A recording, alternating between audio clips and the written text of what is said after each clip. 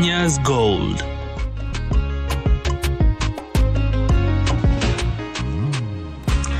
All right, now it's finally Friday, most people's favorite day of the week for obvious reasons, but we are here to add more flair to your Friday. And allow me to start things a bit different today. Tara, I have a question. Umekuwa ukisikia joto ya Nairobi of late and the heat and the sun? Kuna jambo ambalo nimedhani unaketi mahali unahisi ni kama miale ya jua imekuja karibu. Sasa wakati uongeze kwenda upike. It's been extremely hot. Linakutiririka mchirizi moja baada ya mchirizi mwingine. All right, so I did gather some comments from Kenyans on X on the same that will give more context to our aim on a Friday show. Now we have Juma G who says the sun rays hitting the ground in Nairobi is something else. Worst hit during the day and worst hit during the night. Ryle says the current heat wave is a no joke. Jua imeamua kuwaka na familia yake yote. And one last one from Karen Jerry who says Nairobi just became Mombasa because what in the heat is this? Nairobi is literally an oven. Now from those comments, it's obvious that the climate change effect is real and we have to take action now for a better tomorrow because this is the hottest the planet has ever been. And another way to look at it, this is the coolest it will ever be if we don't do something about it now. Good evening, viewers. Welcome to Kenya's Gold, a place where we put our minds together to explore ways of achieving a sustainable ecosystem. Thank you very much for joining us. My name is Violeta Ngina. Jina langu ni Emmanuel Terer. Leo ndo siku Kiptum amezikwa kana kwamba yeye ameondoka duniani sasa. Tumeshuhudia sana yule bingwa alikuwa kama bata bukini ambaye alijaliwa sana kupata yai la dhahabu kisha baadaye yai lile likapasuka mbele yake, lakini Mungu amlaze pema peponi, tunamtakia kila laheri. Lakini ngina tuzungumzie swala la siku ya leo. Hapa kuna mengi ambayo tumeandaa hakika kwa minajili yako mtazamaji, lakini sasa tuangalie swala la yale ambayo tulizungumzia jana. We have several varieties, like 15 types, but 3 are the main ones. Okay. We have P4, we have K218, and we have K235. And it depends on where you want to grow. That is when you are advised which one to grow. All right. For example, P4 is for highlands, K218 for medium, and K235 for low altitude areas. And then for clones, we also have many clones of, also 15 types of clones, but 3 are majorly found in Kenya. Right. We have 15, but 3 are mainly found in Kenya. All right. Alizungumza jana sana yule mtaalam, alikuwa anafahamu sana kazi yake. Ulisikiza anajua, amekwenda akisema wakati mmoja amekwenda akamkuta mkulima ambaye alikuwa na hasira. Lakini sasa ikabidi yeye ametulizwa, amejua namna ya kufanya kule, lakini vile vile akasema hatokufa moyo kwa sababu anahitajika kumtunza yule mkulima. Na vile vile akazungumza kwamba nafasi kwa vijana wao wako 14 tu katika taifa la Kenya, na vile vile ana staafu yeye, lakini anaona kwamba kuna nafasi kwa vijana katika. Yesterday was absolutely insightful, and we also learned if we are to revive the sector of pyrethrum, we need to increase the acreage of land under pyrethrum, and we'll definitely keep following up on that conversation. However, for now, moving to the agenda of the day where we focus on climate smart agriculture and sustainability, we will be talking on black soldier fly farming, where these black soldier flies feed on animal organic waste, and which is later converted to proteins that can be fed to animals. Now, you do realize Kenya alone a day we release about 3,000 to 4,000 tons of waste daily. This can pose a lot of environmental damage if it's left in the landfills to decompose. So let's learn a lot more on the benefits of black soldier flies from our expert of the day, Faith Nyamu, a research officer in the sector of entomology. Take a look.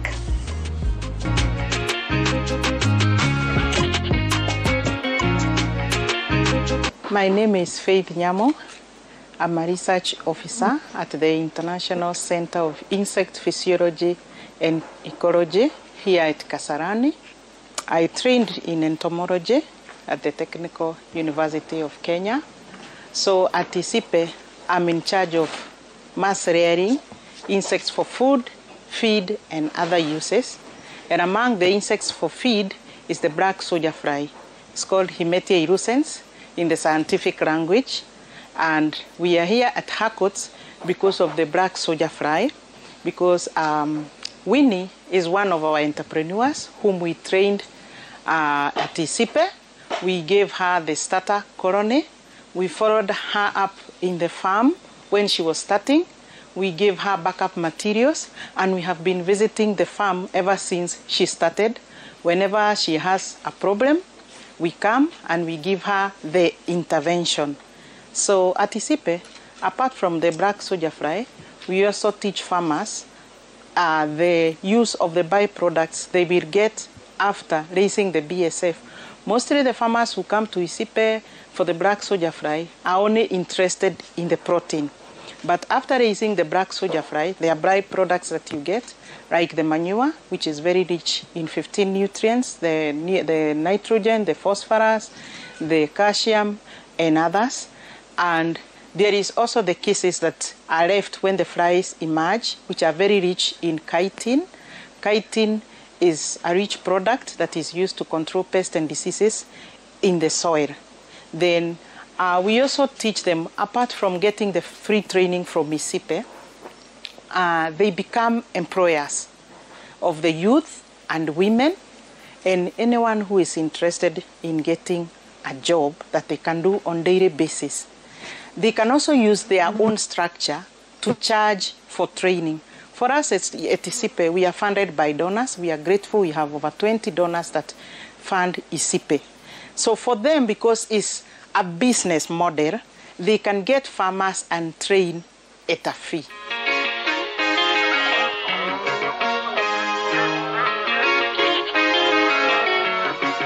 In insect mass rearing, there is reduction of the greenhouse gases that normally when people are raising animals out there, there's a lot of greenhouse emission, which is very much reduced when you raise insects that are decomposers in a greenhouse like this.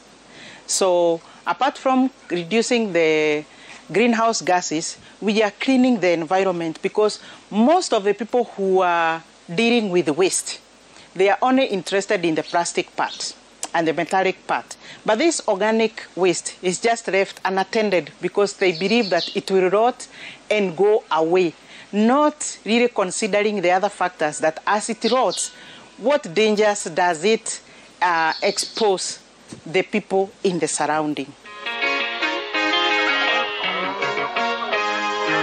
BSF rearing can be done by anyone. Even people who are disabled can do BSF rearing, because for you to do BSF rearing, you don't have to be directly involved in it. You can become, like we have one boy here who is an engineer. Engineers can do the construction work for the BSF structures. There are other youth who have trained in IT. This is something that you can automate if you so wish.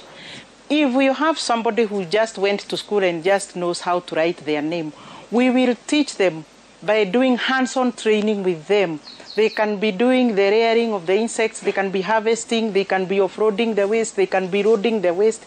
There are tailors who can make the nets. There are people who are very good in training. They can become trainers themselves. So there are so many opportunities. There are people who have done business, so they become marketers, and they can help the farmers who want to market their products. There are people who are team players. They can organize farmers groups, bring them together so that they sell their products together as one commodity, and that way it gains value. So there are so many opportunities. Apart from raising the black soldier fly itself, there are so many opportunities.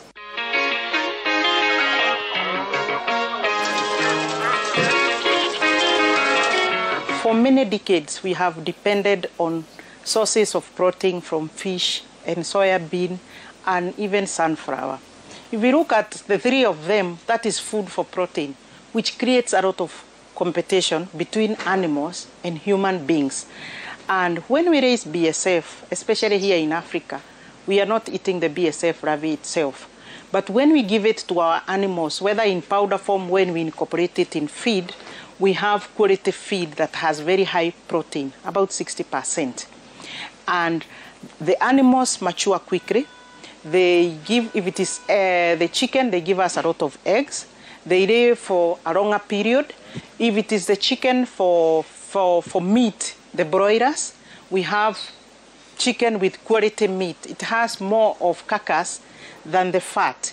If it is the pigs, we have more carcass than the fat that people are afraid of.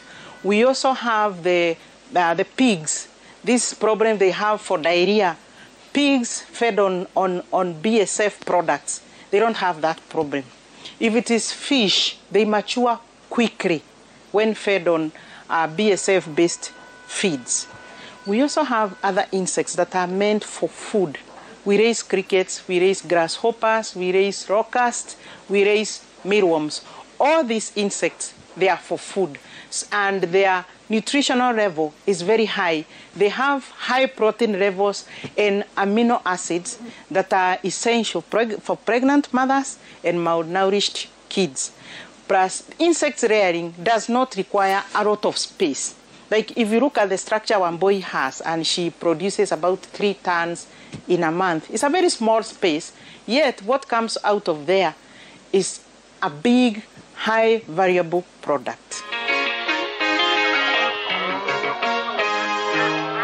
We have been training people from the whole of East Africa, and we are expanding outside those boundaries. This training started since 2014, and we have entrepreneurs who are at a very large-scale level. You wouldn't even believe that the structure that we use at Isipe is the one that was used to train those entrepreneurs.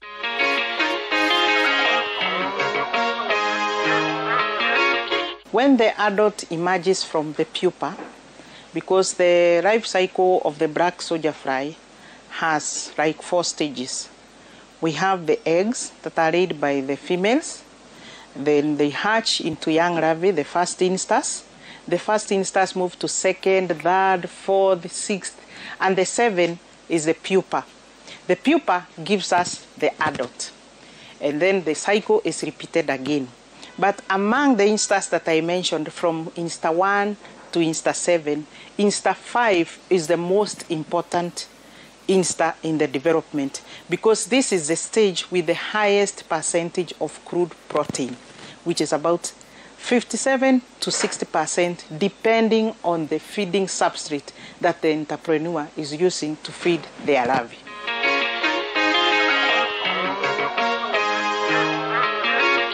The most important thing to note is when the larvae hatches into a first instar larvae. The eggs that were bright yellowish will turn dark brownish when the larvae hatch. And the larvae is very tiny. Some people will not even see it. It will go down into the food and start feeding. And then within a span of 9 to 10 days, this larvae will have developed, shed its skin, and even on the substrate, they will start broiling, because they feed in groups from one end of the container to the other end of the container. The 5th instar larvae is creamish brown in color, and it happens to be the last feeding stage in the larval developmental stage of the black soldier fly larvae, because from there it becomes a prepupa, which is a dark moving stage, and this dark moving stage will be there for about 7 to 14 days to become pupa, which is a dormant stage, dark and not moving and not feeding. This is the stage that will give us an adult, either a male or a female, and then the cycle is repeated again. Most of the farmers are selling the 5th instar for protein, which is about 80 shillings to 120 shillings per kilo weight larvae. Of late, farmers have emerged that are selling the eggs or the 5-day-old larvae. I would want to tell the viewer that first of all, they are most welcome to come to Isipe and learn about the black soldier fly, which is a rich source of protein and manure for our farms. Number two, I would want to tell them that they don't have to be afraid. The training is free. You only need to tell us when you are free for a whole week, and we do a hands-on training for you. Go construct your structure, and the structure, we don't have to start big. In black soldier fly, we start small, and then we grow as our population grows and as we get the market for our product.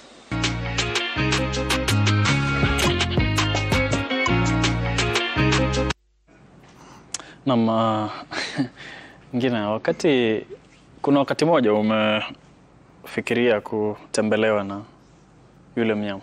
Yeah, we did when we went to Mathare. Lakini warudie tena wakutembelea. To be honest, I enjoyed it. Okay. It feels therapeutic, like when they're just doing that tiny little swiggle on your skin. Sasa unadhani ni vizuri sasa tuchukue katika yale maduka ama sehemu ya kufanyia kutomasa ama kule massage weke kule? What I do know, the massage parlors for when you're getting a pedicure and you have fish like eating the cuticles out. I don't think I wanted to feel those the black soldier flies on my skin. I know I said I enjoyed touching them, but I'm not too sure if I want. No. Let's stick to keeping them and touching them. Yes.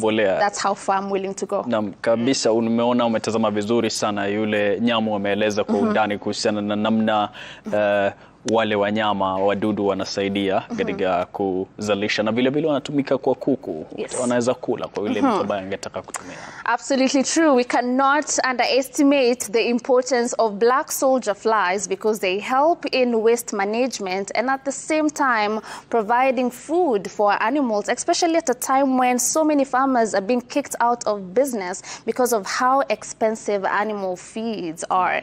And just a quick tip, as you dispose of waste from your home, please put organic on one side separately and non-organic separately because the value of waste tends to go down when you don't segregate them. That's a tip. Try it at home. However, moving away from that for now, we've also been learning so much about the importance of bamboo to the environment and the economy as well, given that bamboo releases 35% more oxygen than hardwood trees and also takes in more carbon dioxide than other trees. It's also very important for value addition, as we learned last week, but here is a quick reminder in case you missed it. So now that we have understood how to harvest our bamboo, please tell us more on the opportunities that are there in the value addition space of bamboo. Bamboo is like a goal. It does all what timber can do and even beyond timber. Number one, from the reefs, from the branches can make even necklaces. The calms can make timber. And from timber, you can make furniture. Bamboo can be used in construction. And we have a gazebo which we have constructed using bamboo. We have an office in Michuki Park we have constructed using bamboo. Yeah. Now, once you have harvested and you know which space of value addition you want to get into, how do you prepare your bamboo to make sure that it's ready for usage? You have to treat this bamboo. Why? Because bamboo is full of starch and sugar, and it attracts some bolas, which actually will eat if you don't treat it. So treating and preserving it is very key, and we are using simple chemicals, environmental friendly, that is borax and boric acid. We mix together, then it becomes environmental friendly. Na ulifanya mdalo mzuri sana wiki jana kuhusiana na swala zima la mianzi ikiwa katika shamba. Lakini sasa najua kwamba unatayarisha sana mdalo mkubwa kuhusiana na kuipa thamani mianzi sasa. Unatengeneza viti, vitu vyote hivyo. So beautiful value addition aspect of it. That is what we'll be coming back with after this short commercial break with a goal chart on location on the value addition of bamboos. But in the meantime, if you want to talk to us on all matters agriculture, our social media platforms are open for you. On Instagram at Kenya's Gold, our SMS line is 22422, and our email is kenyasgold@royalmedia.co.ke. See you shortly. Don't go anywhere.